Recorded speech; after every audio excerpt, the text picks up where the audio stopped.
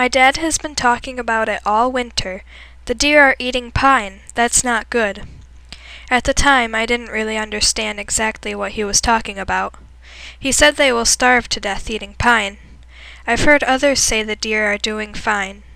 My dad said they don't know what I know. He asked if I would like to see what really goes on during a bad winter. I will show you what most will never see. We started walking the next day, and within 2 days we had found 41 dead deer, and we had just begun.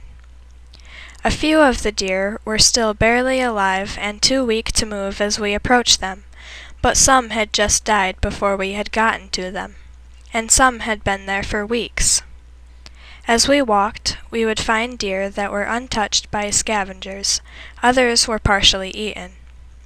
My dad had me feel a deer's spine and legs to see how little was left of them from starvation. It was mostly skin, fur, and bones. Look at the shoulder of this starving deer. There is nothing there but skin and bone. It's very upsetting to know that these deer are dying of starvation. This was very eye-opening to me.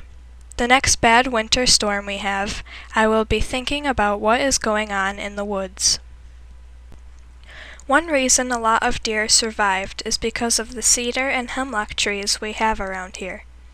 It is true that most of the branches are out of reach, but any big stand of cedar or hemlock produces lots of green leaves that fall to the ground during the winter. Deer rely heavily on this. This healthy deer has plenty of cedar leaves that fell to the ground. Some landowners cut cedar trees to provide food for deer in winter. Although this provides lots of food in the short run, cutting cedar trees to feed deer will reduce the carrying capacity of an area for future generations of deer. Cedar and hemlock does not regenerate following cutting if deer are abundant. Over time, the practice of cutting cedar to feed deer in wintering areas will gradually eliminate white cedar from the forest. Cedar trees are too valuable to the long-term health of the deer population to be cut solely as a short-term feeding solution. A living cedar tree will provide food and shelter for deer for 100 years. A cut cedar tree feeds 10 deer for 1 day. We went back out a few more times, and as of April 10th, our dead deer count was 64. I'm sure we missed some.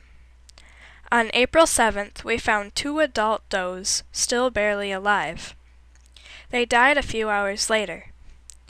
99.9% of the deer we found were last year's fawns. We lost possibly 3/4 or more of last year's fawns.